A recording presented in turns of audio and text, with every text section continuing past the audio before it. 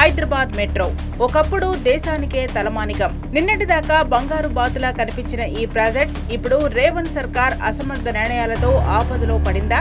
తానే నడుపుతానంటూ తొడగొట్టిన ప్రభుత్వం ఇప్పుడు అప్పు దొరక్క ఇతరుల మీద నెప్పన్నెట్టి చేతులెత్తేయడానికి కారణమేంటి?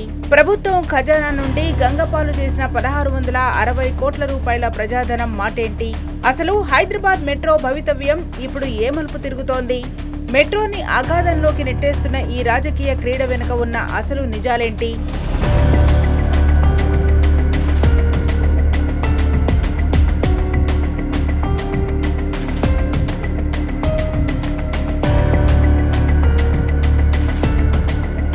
తెలంగాణ తొలి సీఎం కేసీఆర్ హయాంలో మెట్రో అంటే కేవలం ఒక రవాణా వ్యవస్థ కాదు, అది ఒక బ్రాండ్. అద్భుతమైన ఇంజనీరింగ్, అద్భుతమైన నిర్వహణ.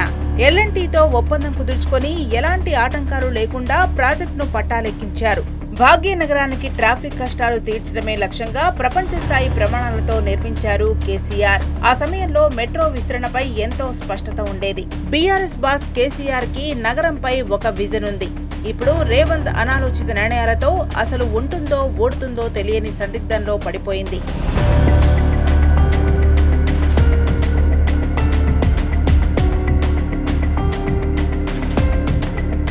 కాంగ్రెస్ అధికారంలోకి వచ్చింది. ముఖ్యమంత్రిగా రేవంత్ బాధ్యతలు చేపట్టారు. ఆ రోజు నుంచి మెట్రో ప్రయాణం గందరగోళంలో పడింది. మొదట ఎయిర్పోర్ట్ మెట్రోను రద్దు చేశారు. ఎందుకు? దానికి సరైన కారణమేంటి? ఫ్యూచర్ సిటీ అంటూ జనమే లేని చోట మెట్రో పెడతామన్నారు. అసలు ఉన్న నగరంలో ట్రాఫిక్ కష్టాలను పట్టించుకోకుండా ఊహల్లోని నగరాల గురించి మాట్లాడమేంటి?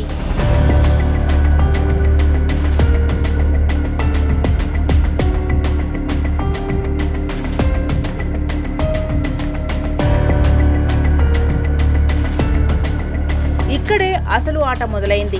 విలువైన స్థలాలపై కన్నేసిన కొందరు పెద్దలు మెట్రోను బంగారు బాతులా చూడటం మొదలుపెట్టారు. ఆ బాతును కోసుకు తిందామనే యావలో అనాలోచిత నిర్ణయాలతో మెట్రోను సర్వనాశనం చేస్తున్నారు.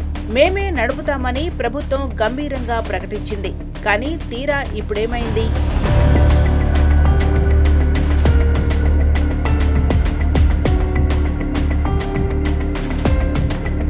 జూన్ 1న మెట్రో ప్రభుత్వం చేతుల్లోకి వస్తుందని చెప్పారు. ఇప్పుడు ఏమైంది? టేక్ ఓవర్ ఏమైంది? ముఖ్యమంత్రి ప్రెస్ మీట్ పెట్టి ఏం చెప్పారు? కేంద్రం సహకరించలేదు, కిషన్ రెడ్డి ఆపేశారు అంటూ పాత పాట పాడారు. ప్రభుత్వం అప్పు కోసం ప్రయత్నించింది. 1660 కోట్ల రూపాయలు ఇప్పటికే ఖజానా నుండి ఖర్చు చేశారు. దానికి జవాబుదారీ ఎవరు? అడ్వైజరీ ఫీజులు, ప్రాసెసింగ్ ఫీజులని వేల కోట్ల ప్రజాధనాన్ని గంగలో కలిపారు. 4% వడ్డీకి అప్పు తెచ్చారన్నారు. ఏ జీవోలోనూ ఈ రేటు లేదు.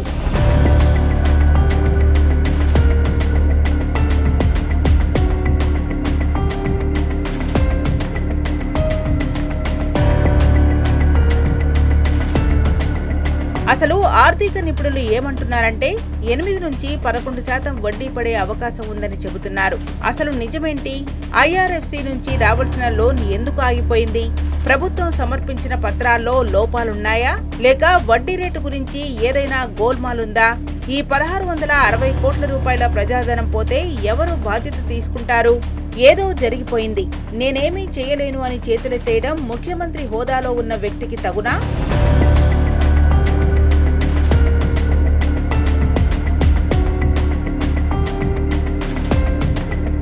రెండో దశ విస్తరణ పరిస్థితి కూడా దారుణంగా ఉంది. అలైన్మెంట్ మార్చారు, విలువైన సమయం వృధా చేశారు, ప్రాజెక్టు వ్యయం పెరిగింది, డిజైన్లలో లోపాలు ఉన్నాయని కేంద్రం కొర్రీలు పెడుతుంటే దానికి సమాధానం చెప్పలేక మళ్లీ రాజకీయ నెపం నెట్టడం ఈ ప్రభుత్వానికి అలవాటైపోయింది.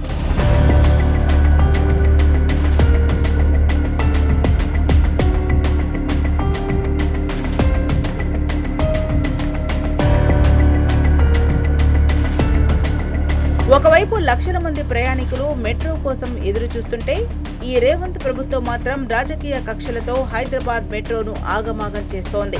కేసీఆర్ కట్టిన మెట్రోకు రక్షణ కల్పించాల్సిన ప్రభుత్వం దాన్ని కుక్కలు చింపిన విస్తరలా మారుస్తోంది. హైదరాబాద్ ను విశ్వనగరంగా తీర్చిదిద్దిన ప్రాజెక్ట్ ఇవాళ రేవంత్ ప్రభుత్వం అసమర్థతకు బలవుతోంది.